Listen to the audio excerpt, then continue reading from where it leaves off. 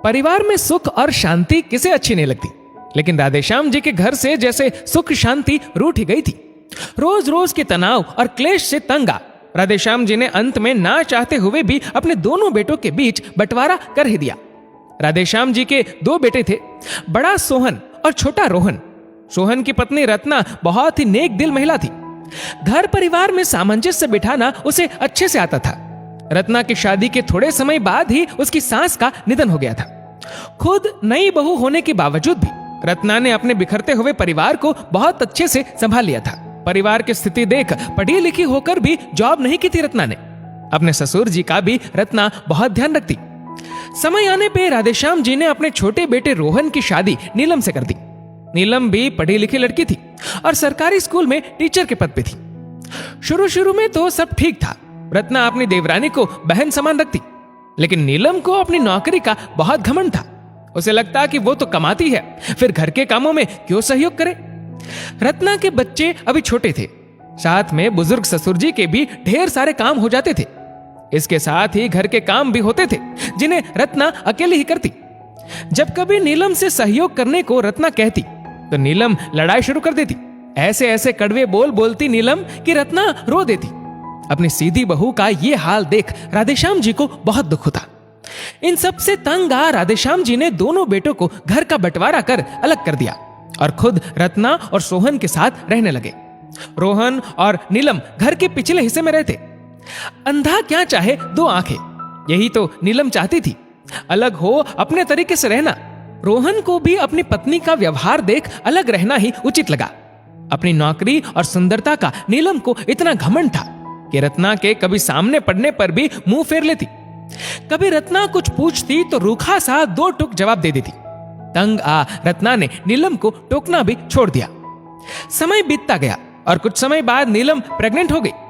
Pregnancy में कुछ परेशानी के कारण उसने ऑफिस से लीव ले रखी थी। एक दिन रोहन को भी नौकरी के सिलसिले में कहीं बाहर जाना था। नीलम, तुम अकेली इस हालत में कैसे रहोगी? चाहे तो बड़े भैया के घर चली जाओ, वहां रत्ना भाभी भी है, तुम्हारा ख्याल रख लेंगी और मुझे भी चिंता नहीं रहेगी। तुम भी ना रोहन, कैसी बात कर रही हो? पढ़ी लिखी आधुनिक लड़की हो, मैं क्या अपना ध्यान नहीं रख सकती? मेरी चिंता करने की कोई जरूरत नहीं, तुम आराम से जाओ। रत्ना भाभी से सेवा करवाने का मुझे कोई शौक नहीं। नीलम की दो टुक बात सुन रोहन चुप रह गया।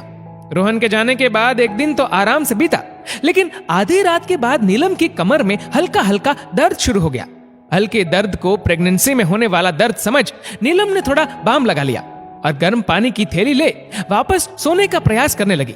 लेकिन ये क्या, दर्द तो धीरे धीरे बढ़ता ही जा रहा था। अब नीलम डरने लगी। हेलो रोहन, पता नहीं क्यों मेरे पेट और कमर में दर्द हो रहा है। अभी तो 7वां महीना ही चल रहा है, अभी क्यों दर्द हो रहा है? रोहन भी परेशान हो उठा। मुझे बहुत डर लग रहा है रोहन, तुम प्लीज जल्दी आओ। रोते हुए नीलम कहने लगी।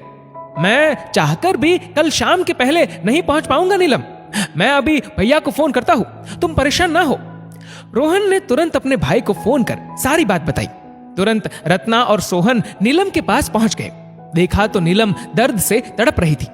रत्ना को देख नीलम को बहुत तसल्ली मिली और अपनी जेठानी का हाथ थाम रोने लगी। परेशान ना हो नीलम, हम अभी डॉक्टर के पास चलते हैं, रत्ना ने नीलम को संभालते हुए कहा। तुरंत नीलम को हॉस्पिटल में एडमिट किया गया। पता चला नीलम को लेबर पेन शुरू हो गया था।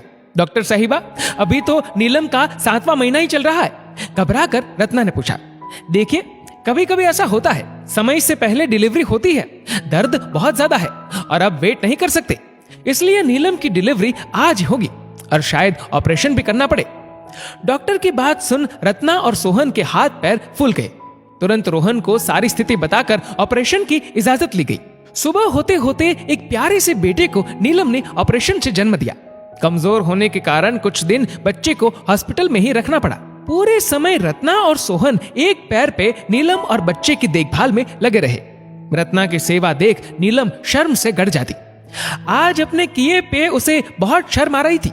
कितना बुरा व्यवहार उसने अपनी बहन समान जेठानी से किया था, लेकिन सब कुछ भूल रत्ना अपनी बहन के जैसे नीलम की देखभाल में लगी थी। 10 दिन बाद नीलम अपने बच्चे के साथ घर आई। शाम को छठी पूजन और नामकरण के वक्त बच्चे को रत्ना की गोद में दे दिया।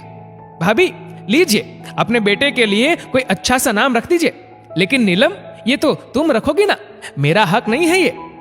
रत्ना की बात सुन नीलम की नजरें शर्म से झुक गई। अब और सजा ना दे भाभी, आज अगर ये शुभ अवसर मेरी और रोहन की जिंदगी में आया है तो इसकी वजह सिर्फ आप हो। उस दिन अगर आप और जेठ जी नहीं आते तो मैं और ये बच्चा दोनों जिंदा नहीं रहते। मेरे इतने बुरे व्यवहार के बाद भी आपने मेरा इतना साथ दिया। अगर हो सके तो मुझ नादान को माफ कर देना भाभी। पछतावे में जलती नीलम अपनी जेठानी के हाथों को पकड़ रोने लग गई। रत्ना अवाक रह गई और तुरंत नीलम को गले लगा लिया। सुबह का भूला शाम को घर आ जाए तो उसे भूला नहीं कहते। नीलम, तुम्हें तो मैंने सदा अपनी छोटी बहन ही समझा है।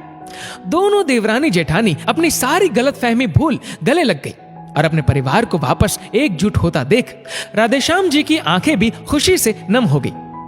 हर परिवार में कोई ज्यादा तो कोई कम कमाने वाला होता है। इसका अर्थ यह नहीं कि दूसरा किसी मायने में कम है। अगर घमंड ही करना है तो अपने नेक इरादों और संस्कारों का करे, ना कि धन और सुंदरता का, क्योंकि ये चीजें आज है कल नहीं। परिवार की खुशियां तो अच्छे संस्कारों से चलती है।